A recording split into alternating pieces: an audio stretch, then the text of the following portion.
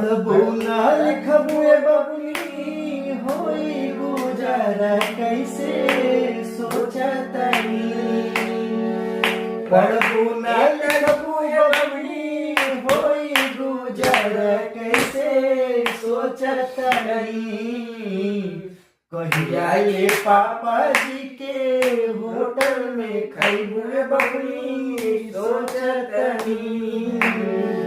कहिया ये पापा जी के होटल में खैबू बबुनी सोचतनी।